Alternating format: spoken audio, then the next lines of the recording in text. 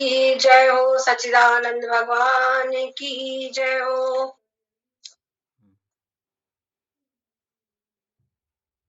ओम नारायण। ओम गुरु ब्रह्मा गुरुर्विष्णु गुरुदेवो महेश्वर गुरु साक्षात् परम ब्रह्म तस्मै श्री गुरुवे नमः।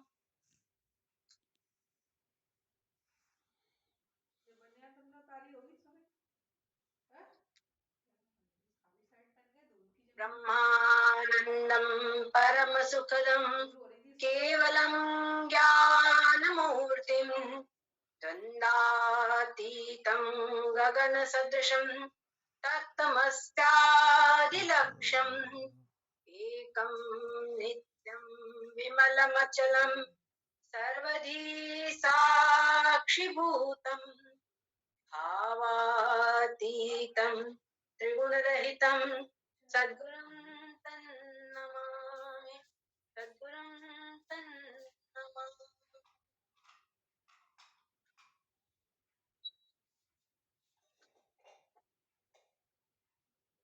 सद्गुरुदेव भगवान की जय हो, सच्चिदानंद भगवान की जय हो। यहाँ पर अब कल बता रहे थे जो जब आत्मज्ञान हो जाता है तो आत्मज्ञान हुआ मतलब आवाज नहीं आ रही, ज्ञान नष्ट हुआ।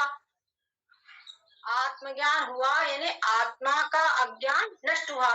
तो उस अज्ञान के आश्रित अज्ञान का जितना भी कार्य है, हाँ नहीं माता जी आवाज आ रही है, आप दोबारा ज्वाइन कीजिए, आवाज बराबर है।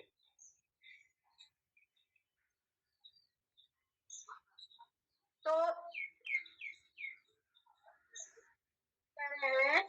फिर से सुनिए, कल ये बताया गया था कि जो आत्मज्ञान होता है, ब्रह्म साक्षात्कार होता है, तो ब्रह्म साक्षात्कार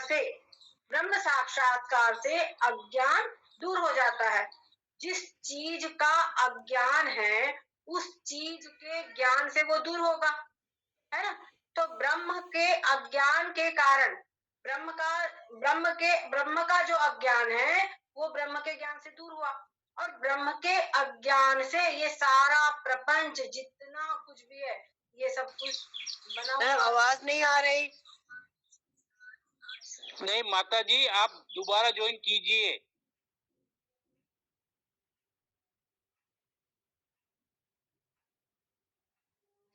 Sound monster.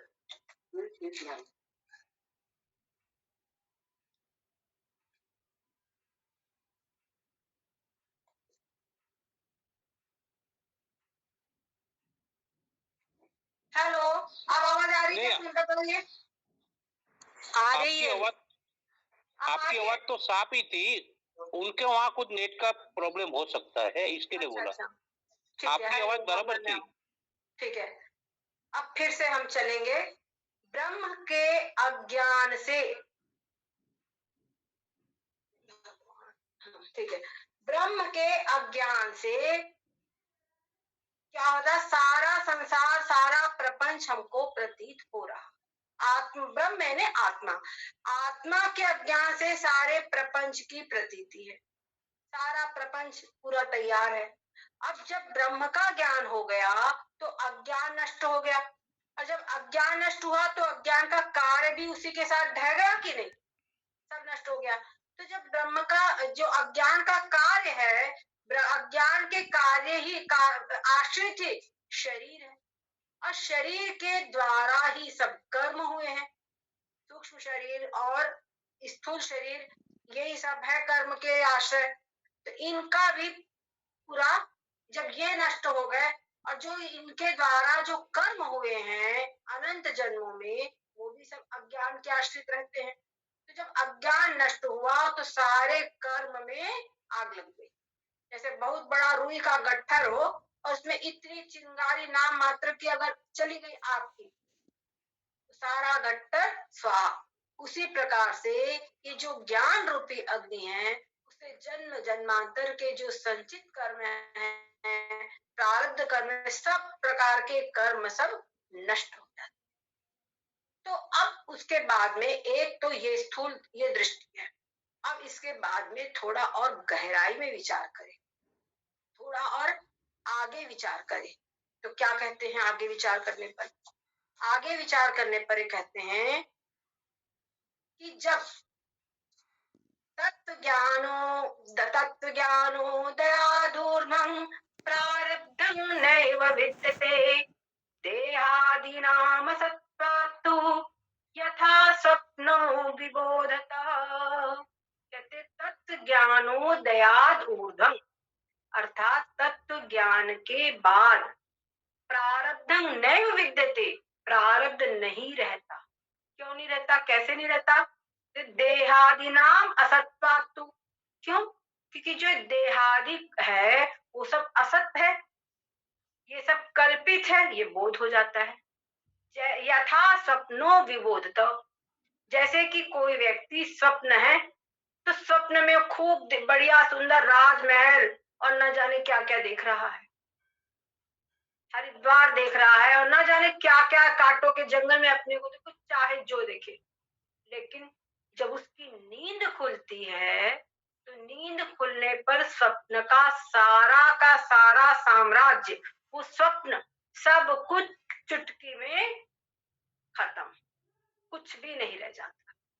कहते हैं जिस प्रकार से हमको जागने पर स्वप्न नहीं रह जाता, तो जब स्वप्न नहीं रह जाता तो स्वप्न में मान लीजिए हमने किसी को मार दिया, स्वप्न में हमने कोई हत्या कर दी, स्वप्न में हमने कोई पुण्य कर दिया, किसी को बढ़िया सुंदर दान दे दिया, तो अब उस जागृत अवस्था में जब वो स्वप्न ढह गया है तो उस स्वप्न में किए हुए कर्मों का फल मिलेगा?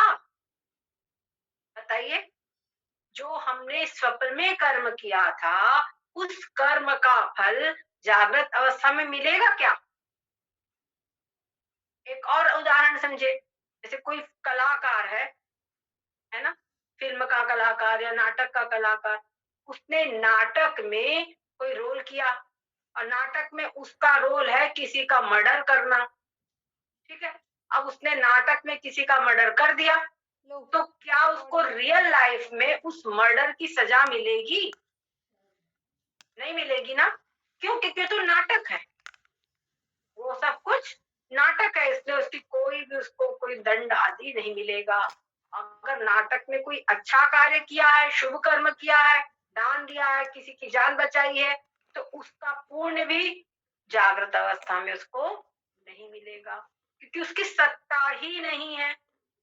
जो नाटक है या फिल्म है उसका वो कोई रियल थोड़ी है, वो तो कल्पित है, केवल एक तैयार किया गया है। उसी प्रकार से जो स्वप्न है वो भी उसकी कोई सत्ता नहीं है। ठीक उसी प्रकार से ये जो सारा संसार, ये जो सारा प्रपंच दिखाई पड़ रहा है, इसकी भी कोई सत्ता नहीं है। एक बात थोड़ा हम और बता दें, हमारे शास्त्रों में 3 सत्ताएं मानी गई है। एक सत्ता है पारमार्थिक सत्ता, दूसरी सत्ता है अपारमार्थिक यानी कि व्यावहारिक सत्ता, और तीसरी सत्ता है प्रातिभाषिक सत्ता। पारमार्थिक सत्ता यानी क्या? पारमार्थिक सत्ता का अर्थ होता है जिस सत्ता का यानी जिस सत्ता जिन पदार्थों का तीनों काल में बाध या नाश नहीं होता, किसी भी प्रकार से उनका बाध या नाश नहीं होता, वो पदार्थ कहलाते पारमार्थिक सत्ता। इसके अंतर्गत केवल ब्रह्म और आत्मा, क्योंकि दोनों एक ही है, ब्रह्म और आत्मा भिन्न नहीं है। तो केवल ब्रह्म और आत्मा ही ऐसी चीज है जिनका तीनों काल में बाध या नाश नहीं होता, तो उनकी पारमार्थिक सत्ता कहलाती है। उसके बाद में ऐसे पदार्थ जिनका ब्रह्म ज्ञान से आत्म ज्ञान से बाध हो जाता है, उनका बाध हो जाता है। आप शब्द पकड़िएगा, बाध कहा है नाश नहीं, है ना। जिनका बाध हो जाता है वो सभी पदार्थ वो कहलाते हैं व्यावहारिक सत्ता। वो है व्यावहारिक सत्ता। उसके बाद में तीसरी चीज होती है, तीसरी जो सत्ता है वो है प्रातिभाषिक सत्ता। तो जो भी हमको ये व्यवहारिक काल में अभी हम लोग हैं, इस व्यवहार काल में जो कुछ हमको भ्रम हो जाए, कभी हम कल्पना जगत में मनोराज्य में पहुंच जाए या कहीं पर स्वप्न देखे, है ना, इन सब की प्रातिभाषिक सत्ता है। अच्छा, एक बात और समझने की है, जो प्रातिभाषिक सत्ता है उसका बाद होता है व्यावहारिक सत्ता के ज्ञान से। प्रातिभाषिक सत्ता का ज्ञान कैसे होता है? व्यवहारिक सत्ता के ज्ञान से। जैसे सर्प हमको दिखा या चांदी दिखी, तो वो चांदी या सर्प प्रातिभाषिक है, स्वप्न प्रातिभाषिक है, और जो हम मनोराज्य में बह गए वो मनोराज्य प्रातिभाषिक है।